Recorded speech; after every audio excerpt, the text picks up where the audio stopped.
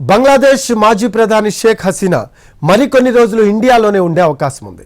నిన్న బంగ్లాదేశ్ నుంచి వచ్చిన ఎయిర్ ఫోర్స్కు చెందిన ట్రాన్స్పోర్ట్ ఎయిర్ క్రాఫ్ట్ వెళ్ళిపోయింది. బంగ్లాదేశ్లోని ఎయిర్ బేస్లో దిగింది. నిన్న షేక్ హసీనా వెంట వచ్చిన ఆర్మీ అధికారులు వెళ్ళిపోయారు. ప్రస్తుతం షేక్ హసీనా గజియాబాద్ సమీపంలోని హిండర్ ఎయిర్ బేస్లో ఉన్నారు. షేక్ హసీనాను రహస్య ప్రాంతానికి తరలించే అవకాశం ఉంది.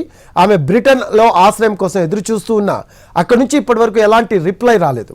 ఒకవేళ బ్రిటన్ కాదంటే వేరే యూరప్ దేశాల్లో ఆశ్రయం తీసుకోవాలని ఆలోచిస్తున్నారు షేక్ హసీనా.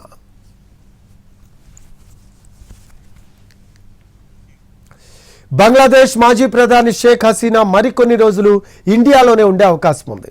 నిన్న బంగ్లాదేశ్ నుంచి వచ్చిన ఎయిర్ ఫోర్స్కు చెందిన ట్రాన్స్పోర్ట్ ఎయిర్ క్రాఫ్ట్ వెళ్ళిపోయింది. బంగ్లాదేశ్లోని ఎయిర్ బేస్లో దిగింది. నిన్న షేక్ హసీనా వెంట వచ్చిన ఆర్మీ అధికారులు వెళ్ళిపోయారు. ప్రస్తుతం షేక్ హసీనా గజియాబాద్ సమీపంలోని హిండన్ ఎయిర్ బేస్లో ఉన్నారు. షేక్ హసీనాను రహస్య ప్రాంతానికి తరలించే అవకాశం ఉంది. ఆమె బ్రిటన్లో ఆశ్రయం కోసం ఎదురు చూస్తున్నా అక్కడి నుంచి ఇప్పటివరకు ఎలాంటి రిప్లై రాలేదు.